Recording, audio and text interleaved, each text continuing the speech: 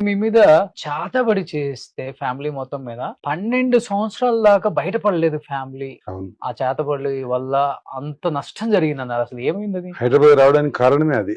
ఆ! లేకపోతే ఊర్లో మంచి మా నాన్న సర్పంచ్. ఆ!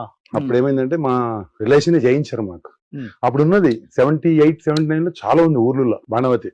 అది చేస్తే అన్నయ్యకు వామిటింగ్ అవుతుండే. అన్నం తింటే వామిటింగ్, మా బార్డర్ లోకి వస్తే అన్నం తింటే వామిటింగ్ అవుతుండే. హ్మ్. మా అమ్మగారికి బొట్టు పెడితే ఇక్కడ పుండు, నాకు కడుపులు నొప్పి. 5 మంది పట్టుకుని ఆగిపోతుంది, ఇట్లా పడిపోతుంటాయి. మా నాన్నగారు చూసి చూస్తే పడిపోతుండే. ఇట్లా చాలా జరిగినాయి. ఇంకా చూసి చూసి చూసి అన్ని అయిపోయినాయి. హ్మ్. బ్రతకడానికి లేదు ఇక. ఉన్నాయన్ని ల్యాండ్స్, గోల్డ్ అన్ని అమ్మేసినాం.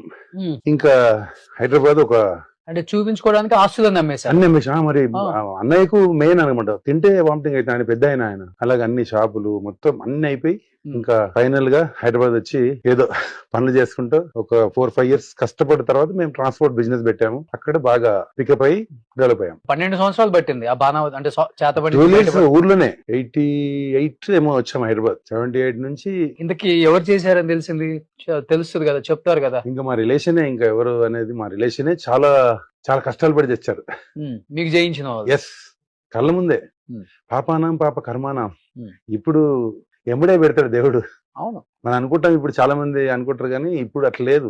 ఉమ్. ఇంతకుముందు మన పిల్లలకు తెలియదు, ఇప్పుడు ఇమ్మీడియట్లీగా అవును.